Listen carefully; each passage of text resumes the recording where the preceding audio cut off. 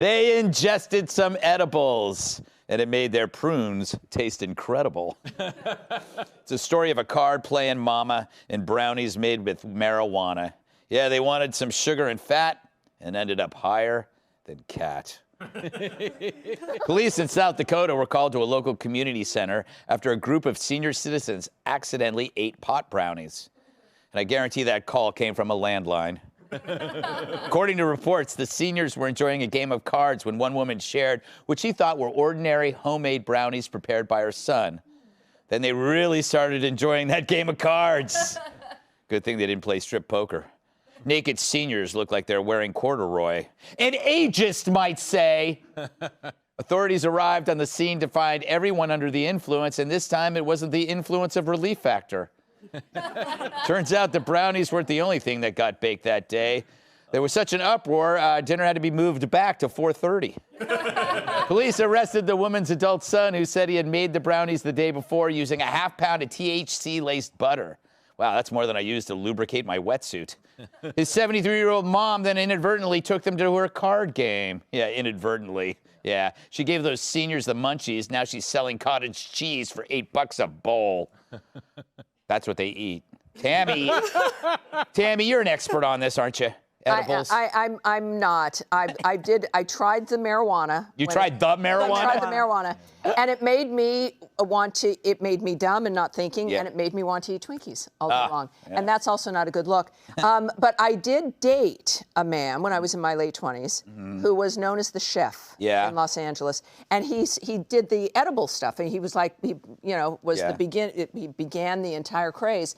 And he had labels of himself in a chef's hat. Yeah. And for some, he was high a lot of the time. I think he didn't realize that when the police, they then had a picture of him. Yeah. They had the label, and they knew who the chef was. And he eventually was arrested. But yeah, it was not my deal. Is he okay now? Yeah, he's an arsonist. I have no idea. I'm sure he's the head of some company or. Are we just going to aside the fact he was an entrepreneur? Yeah. Are we just going to aside the fact that Tammy Bruce was in season 2 of Narcos? We're just going to roll on as if that didn't happen. How great was this police call though for the cops? I mean, it's like that must have been the funnest call they've ever been to, Jimmy. They show up. It's like the Golden Girls meets, the cast of Hair. I don't know. Hello, officer. My grandma's listening to Dark Side of the Moon. Yes. Right now. Yes. Like, I want to know how they knew they were stoned when they drove away. Because, as a longtime cab driver, spent a lot of time on the road. Most people that are 80 years old are already doing 4 miles an hour with a blinker on the whole time. So what was the tell? But I think that.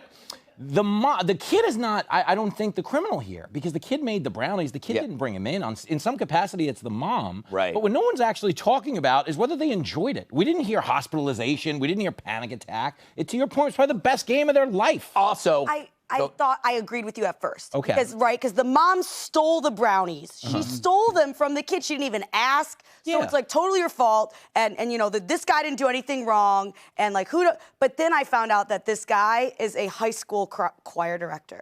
All of them should be incarcerated. High school choir director. You ever met a high school choir director that's even tolerable to be around? I hated our high school choir. He was awful. Of course, because he was a high school choir director. Yes. I couldn't stand him so much that I Googled his name, and I still can't find anything about him. And I'm not going to say his name on the air.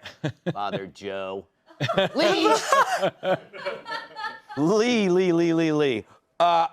We have to remind ourselves that if you were 20 in 1964, right now you'd be 77. So it could be that these people understand pot, right? Because they were in the 60s and the 70s, right? Here's a totally different take that we have to consider here. I was taking the train into the city today, and I was reading this new study that came out that says that cannabis compounds actually helps possibly to prevent COVID. Yes. So maybe this kid is like a modern-day Robin Hood in South Dakota, and he was helping these seniors fight COVID. We have to consider all of the possible theories here as well.